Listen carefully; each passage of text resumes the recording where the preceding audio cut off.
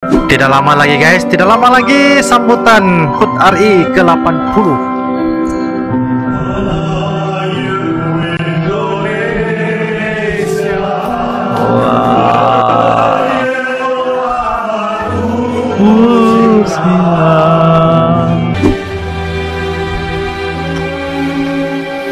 Ya, saya tetap berjuang demi negara ya.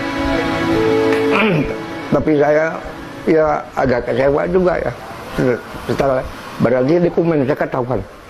Walaupun jarang menjadi TNI, ada loh keturunan Cina yang menjadi pilot generasi pertama TNI Angkatan Udara. Mari kita bahas. Keturunan Cina biasanya itu berdagang, tetapi guys, bayangin orang yang lahir dan besar bukan di tanah ini tapi rela all out, bahkan pasang nyawa demi NKRI. Kulit memang beda tapi darahnya, denyutnya sama, iramanya sama. Hari ini saya mau tunjukkan sesuatu yang bikin saya sendiri juga guys merinding. Yuk kita simak video ini.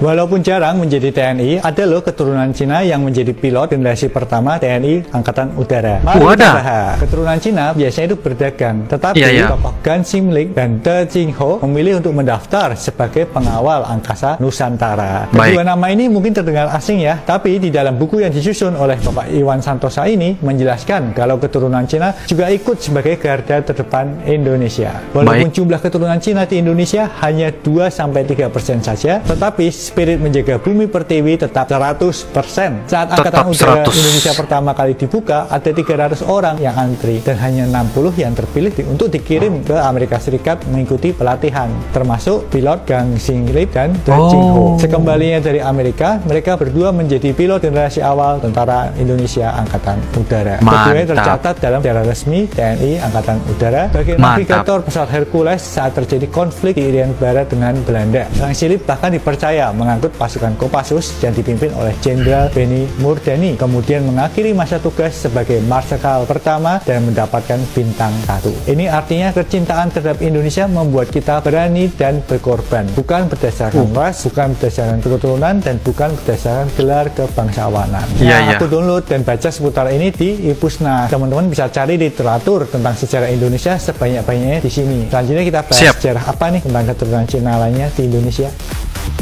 Ada juga ya pahlawan nasional yang tidak ada dalam buku pelajaran. Hantu Selat Malaka, julukan John Lee yang merupakan pahlawan nasional keturunan Tionghoa. John Lee atau Jaja Daniel Dharma lahir di Manado pada 9 Maret 1911. Dia ahli dalam menyeludupkan senjata di laut untuk kepentingan perjuangan kemerdekaan. Misi-misinya selalu lolos dari kepungan Belanda. Karena itu dia dijuluki Hantu Selat Malaka. Sosok yang ditemukan dikepung lalu menghilang seperti hantu. Operasi perdana John Lee menjadi komandan kapal The Outlaw pada tahun 1947. Ia menyeludupkan senjata dan kapalnya ketahuan oleh Belanda namun berhasil lolos. Bukan hanya sekali lolos tapi berkali-kali dari aksi penyeludupan senjata berkat kepiawaian John Lee dan atas jalan Tuhan. Katanya kapal yang dikepung di Selat Malaka sulit lolos, namun kapal John Lee selalu lolos meskipun itu di luar nalar. Salah satu contohnya saat kapal John Lee dikepung, tiba-tiba cuaca yang cerah menjadi hujan deras, membuat kapal Belanda tidak bisa melihat dan The Outlaw pun kembali lolos. John Lee meninggal dunia pada 27 Agustus 1988. Pada tahun 2009, Presiden SBY memberikan gelar pahlawan nasional kepada John Lee. Namanya juga diabadikan di kapal perang Indonesia yaitu KRI John Lee. Ia warga keturunan Tionghoa yang mendapat pangkat tertinggi di Angkatan Laut yaitu Laksamana Muda. Siapa sosok pahlawan Tionghoa lainnya yang berjasa untuk Indonesia? Luar biasa. Tapi dia bilang nggak usah. Ayo kita pertahankan persatuan Indonesia hingga akhir zaman. Merdeka! Aku Tionghoa, tumpah darahku Indonesia.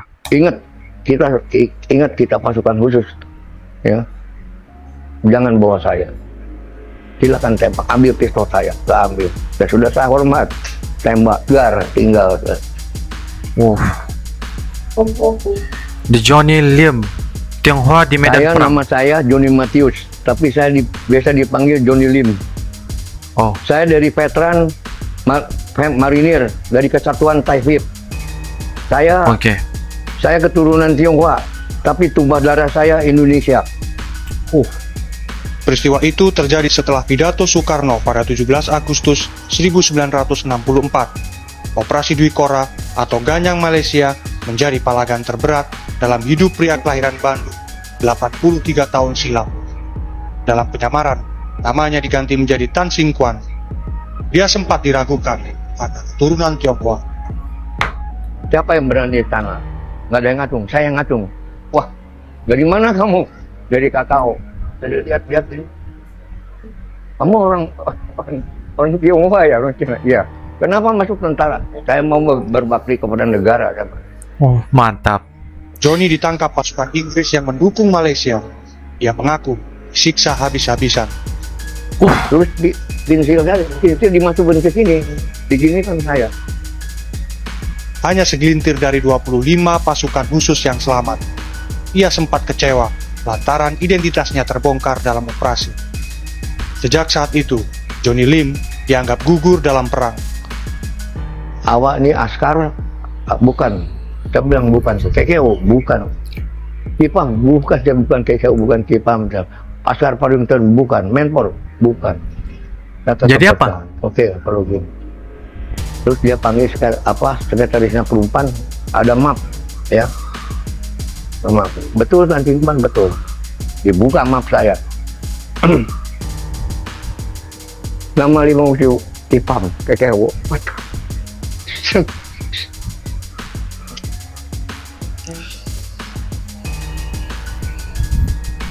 Dia nggak bisa.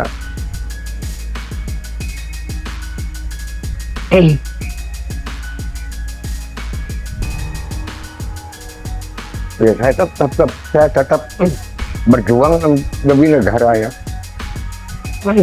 Tapi saya ya agak kecewa juga ya. Setelah berarti dokumen saya ketahuan. Iya. Korban udah banyak. Johnny, satu dari 4 KKO keturunan Tionghoa. Ada nama lain Li Gyo Cheng, Wong Akin, dan Tan Bun Sin. Suami Jenny Nani itu total menghabiskan 4,5 tahun bertempur dan dipenjara Inggris selama operasi Dwi Korah. Disiksa sampai terserang malaria pun ia jalani. Disiksa. Selama berdinas, Johnny terlibat berbagai operasi militer dari Aceh, Padang, Makassar, sampai Papua dan Timor Timur. Berulang kali ditembak, Johnny berhasil selamat. 1 peluru masih bersarang di tubuhnya. Baginya, Indonesia menjadi tumpah darahnya meski dia berasal dari etnis Tionghoa. Miftah Farid, Surabaya. Orang Tionghoa nih guys. Nationality, saya nggak bilang I'm Tionghoa, I'm Indonesian dengan bangganya. Tapi begitu kami pulang ke negeri kami, lu Cina lu. Kami pulang ke Cina, kami nggak diakuin. Jadi kadang-kala suka sedih. Mau apa? Benar juga. Orang Cindo, asli. Asli orang Cindo. Woi. Ayah marga Lau, ibu marga Tan. Orang Tionghoa ya guys, etnis Tionghoa. Para perwira itu banyak bertanya-tanya ke John Lee karena memang pengalamannya dia udah banyak. Nah, John Lee sebagai orang yang sangat berpengalaman itu akhirnya mendapatkan pangkat mayor, dan ketika dia sebagai mayor itu dipercaya oleh pimpinan pucuk pemerintah Indonesia seperti Muhammad Hatta untuk menukar. Jadi waktu Jepang datang itu masih banyak stok candu ya dari masa Belanda itu untuk ditukar dengan persenjataan, obat-obatan, logistik, mobil dan lain sebagainya ke Singapura. Nah itu John Lee berjasa ya, dan ini memang orangnya religius sekali. Kalau dikejar Belanda, dia mengajak anak buahnya berdoa, dan nyatanya apa Mas? Tidak pernah bisa ditangkap oleh Belanda. Nah, dan John Lee ini juga adalah orang yang bisa mencarikan obat-obatan bagi Jenderal Sudirman. Dan ini memang salah satu sosok yang data dan lengkap. Lengkap. Biografinya lengkap ya. Lengkap, betul. Kita mulai masuk ke bagian tidak hanya laki-laki saja Mas Arto ya. Perempuan Tionghoa juga tidak mau ketinggalan. Oh, ada juga. Ada pejuang Tionghoa yang ketika revolusi menyamar jadi laki-laki, malah memakai nama Muhammad Muhsin. Padahal nama aslinya adalah Tesinio. Nah, ini Tesinio ini adalah pejuang dari Wonosobo yang beliau bergabung dengan pasukannya Pak Soekarno kalau tidak salah namanya komandannya. Nah, dia sempat mendapatkan satu bedil ya, bedil Lee Enfield ya, mungkin tahu ya, LE.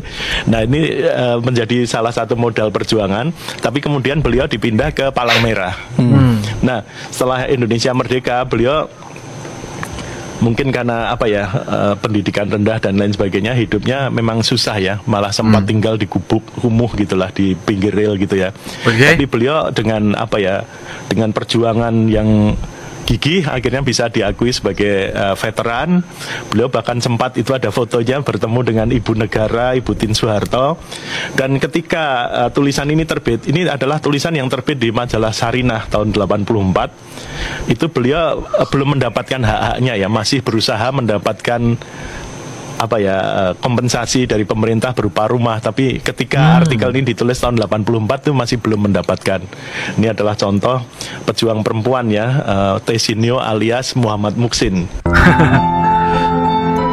Warga China yang cinta Indonesia, HUT RI ke-79 di Beijing. Oke. Tidak lama lagi guys, tidak lama lagi sambutan HUT RI ke-80.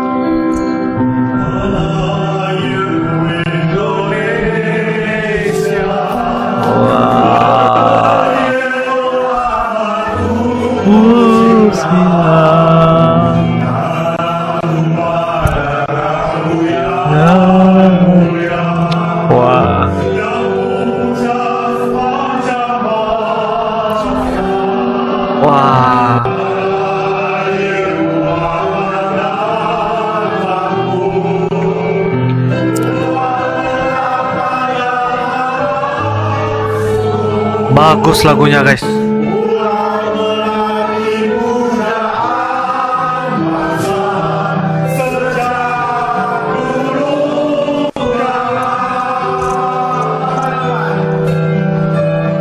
Luar biasa.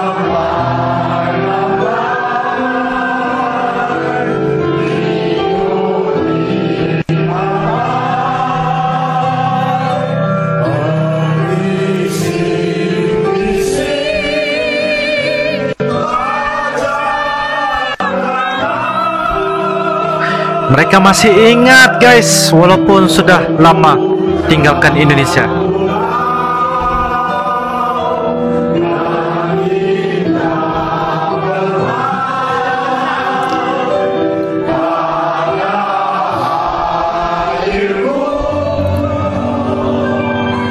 Luar biasa. Mantap. Keren, keren. Kita sering dengar orang ngomong soal nasionalisme, tapi yang saya lihat di sini bukan cuma kata-kata ya. Orang keturunan Tionghoa di Indonesia ada yang benar-benar terjun langsung ke medan perjuangan. Mereka ikut bela negara bukan karena terpaksa ya, tapi karena rasa cinta dan rasa memiliki. Ini membuktikan nasionalisme itu lahir dari hati, bukan ya dari sekadar tempat lahir atau warna kulit. Kontribusi orang Tionghoa di Indonesia bukan main-main ya. Ada yang jadi pahlawan, ada yang jadi relawan, ada yang di garda depan saat negara butuh bantuan. Mereka ini nggak cuma bicara di belakang layar, mereka berdiri di garisan depan ya, pasang badan dan siap menghadapi risiko yang sama seperti pejuang lainnya. Persatuan itu bukan berarti semua harus seragam. Justru keindahan ada pada pembedaan yang saling menguatkan. Orang Tionghoa di Indonesia yang memilih untuk berkorban demi NKRI itu bukti nyata ya, kalau persaudaraan dan rasa memiliki bisa mengalahkan perbedaan fisik, bahasa atau budaya. Inilah bentuk persatuan yang bikin negara jadi kuat. Jadi dari 3 poin ini kita bisa lihat, pertama, nasionalisme nggak diukur dari warna kulit, tapi dari keberanian dan rasa cinta tanah air. Kedua, kontribusi nyata jauh lebih berharga daripada 1000 kata-kata manis. Ketiga, persatuan yang sesungguhnya adalah ketika ya semua orang tanpa melihat perbedaan berdiri di sisi yang sama demi negara. Oke guys, jika ada pendapat dan info ingin berbagi di sini, nah silakan saja tulis di ruangan kolom komentar ya. Insyaallah kita akan bisa ketemu lagi di video-video akan datang. Sampai jumpa lagi. I love you Indonesia. I love you Malaysia. Assalamualaikum warahmatullahi wabarakatuh. Merdeka, merdeka, merdeka.